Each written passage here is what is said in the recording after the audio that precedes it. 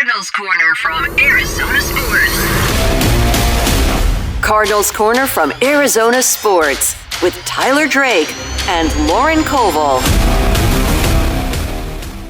Bird Gang, welcome back into another edition of Cardinals Corner. I'm Tyler Drake. That's Lauren Koval. We're here again to preview Cardinals 49ers Week 5. Here we go. But first, Lauren, how we doing? Because I can tell you right now, this better be the last pod that I'm on before my son shows up to the world. Let me tell you right now. We've talked about it too much. Yeah, we're threatening your unborn son at this point with showing up because he's almost 2 weeks late. Oh, a week late. Week late. Today's a week late. Feels like 2 weeks. I know. God, it feels like we've been talking about, hi, you could be gone for 2 weeks. Yeah. So we're here. But how are you doing? I'm doing well. I'm not expecting a baby, so things are going well for me. Yes. Yes. So as we try to focus as much as we can on football, at least on this end, this is going to be a very tough matchup. We watched what happened last week, the Commanders, in a game that I think we all didn't expect it to be that bad. Beat down, dominant, atrocious, that was bad. I think a lot of us had that circle doesn't win, and now you go into a game against a legit Super Bowl contender with or without Christian McCaffrey. I guess looking at what this Cardinals team needs to do to be in the running to have a chance against this team, where's the number one spot for you? Looking at containing the run.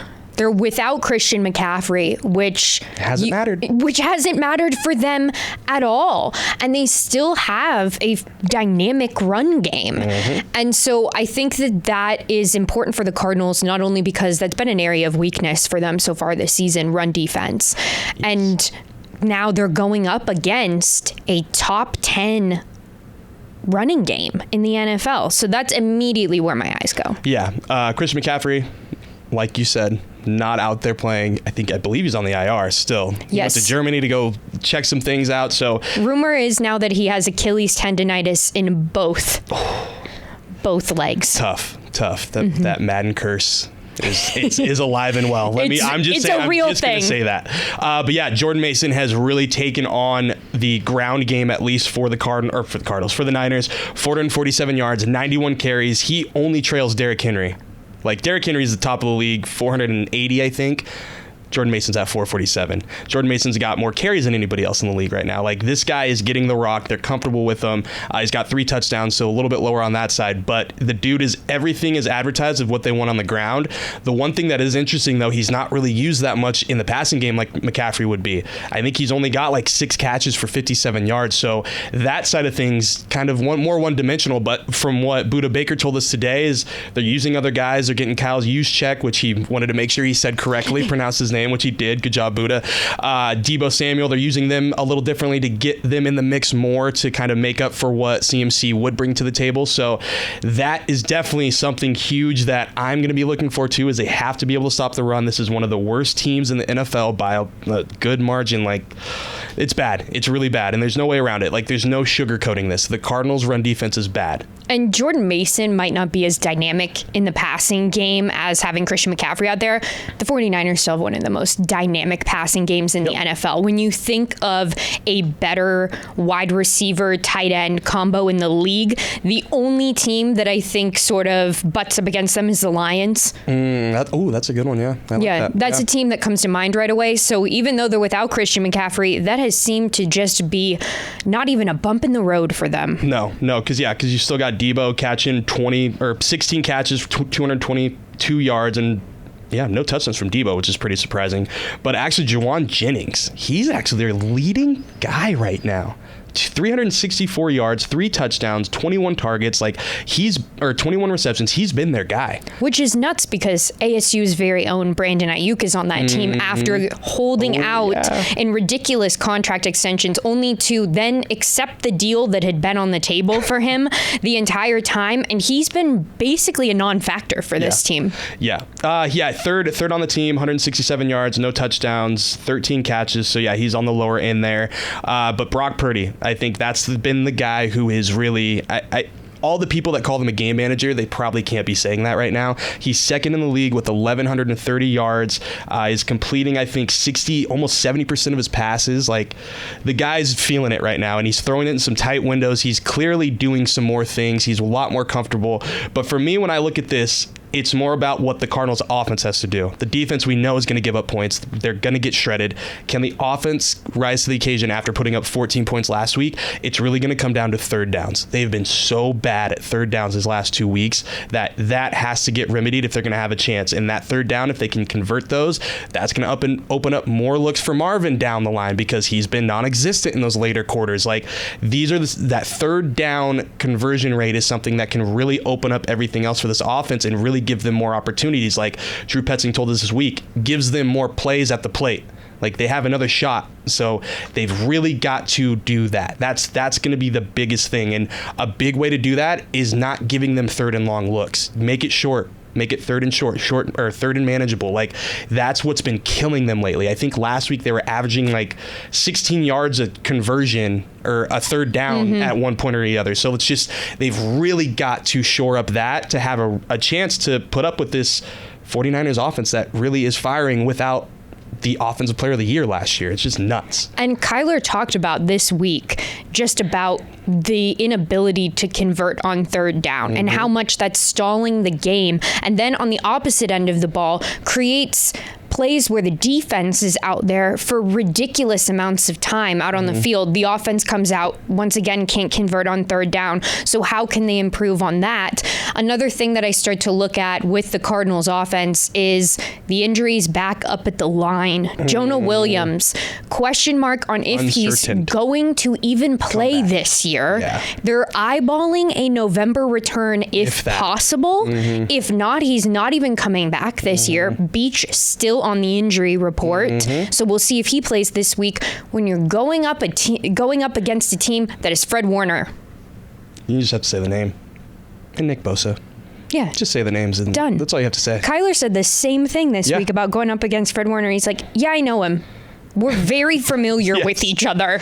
The dude who just had a pick six on a wild play last week. Who's probably Defensive Player of the Year at this point. I think that's fair to say. Yeah. And it's interesting, too, because if you look at it, the Niners have just hit on linebacker after linebacker after linebacker. Patrick Willis, Navarro Bowman, Eric Borland before he decided to call it quits as, I think, a rookie or second-year player. But, like, now you get into Fred Warner, and the Fred Warner might be better than all of them. And that's wild to say, especially Patrick Willis. Like, he's a Hall of Famer. But that's definitely going to be something they've got to have all hands on deck. And one thing that might help with his third down conversion rate is getting a guy like tight end Trey McBride back. He's back practicing, had the concussion that held him out of last week, but he was back. He's not in the non-contact jersey, too, so that's a good sign. He was limited to start the week, but not being in that non-contact gives me a lot of hope that he's going to return, and he's going to be a huge factor. You can tell that they missed him last week, not only by the score, but just by how everything went. Elijah Higgins, I thought, held his own, but didn't do enough, I think, at the tight end position to really give them another factor threat there. And then, Kelvin Beachum, he was back practicing today, too, so that's a good sign. We'll see if he can get fully going by Sunday. But, right tackle.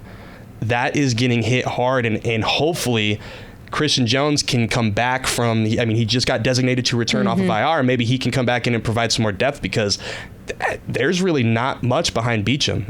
Jackson Barton, he's got a toe injury that he's on the IR. There's other guys on the practice squad, but really you really don't have much depth. No, and we'd also hoped, fingers crossed, that Darius Robinson would be able to return this week, and that's not happening either. I thought for sure he would be back this week. I did too. He just really gutted it out and tried to make it happen, but calf injury is hard to come back from, so... Yeah, I got to take it easy. You don't want to re-injure anything and then prolong that even more, because, when he comes back, it's an automatic boost for that line. I know he hasn't played a regular season snap yet, but... They need something. They need a boost. This defense, top to bottom, needs a boost somewhere. Because you thought your defense was going to be built around him, B.J. Ojulari, and Justin Jones. And now you're looking out there, and none of those three players are out there for you. Yeah, and that's tough. How you're going to take hits. And I get it. A lot of people are saying they've got to spend more, and I agree. They do need to spend more. I think that they're more than 1 or 2 players away still, so that might have something into there. But I think you also have to look into that. Like, yeah, they don't have much in the cupboard. Could that be different? Could that be changed? Because I think it could. I think there's people out there that they could bring in.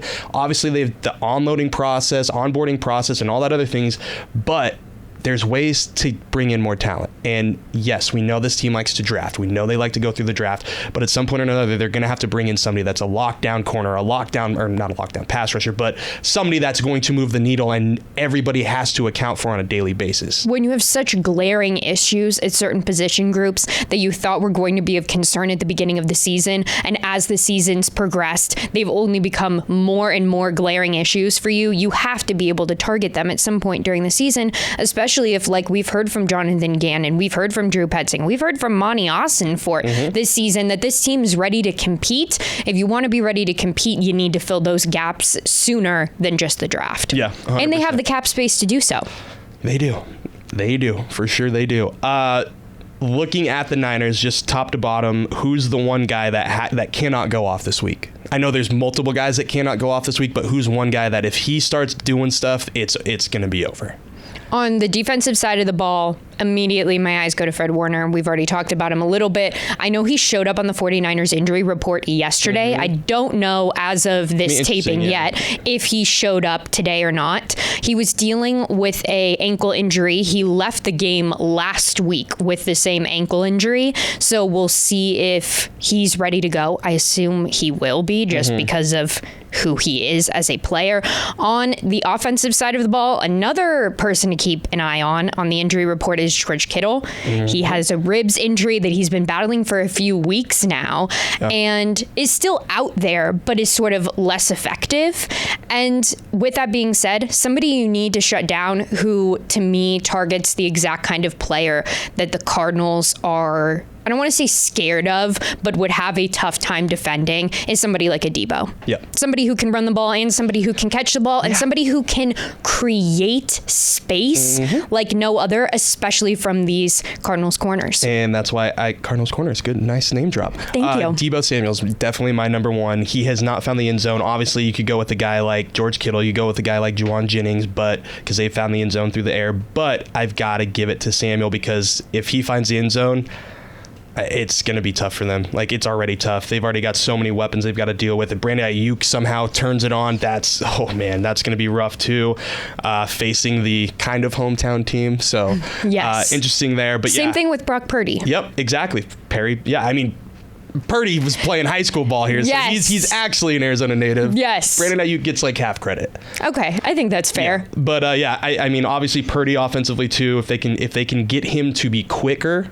I mean, I think he's setting the league high in time to throw with like 3.14. Like, he's beaten Kyler. He's beaten all these guys. He looks like a top 5 quarterback in the league right now. He's not the mobile guy you would normally assume, but everybody's talking about like, yeah, the offensive line's good, but the dude can make things happen. He can generate more time just by using his legs and still getting the ball out and not rushing for a first down, but throwing for a first down. So he's definitely somebody to watch. But yeah, Fred Warner, that's going to be the guy. And I think Nick Bosa, can this offensive line step up to the challenge of containing Bosa, because he could really feast, especially if they decide, hey, go over there at go line up over right tackle for us, please. Like, we've got to see something from this line. I think Paris Johnson is playing out of his mind. I think he's everything as advertised. I think he's doing exactly what he needs to do for this team as a leader and as a player.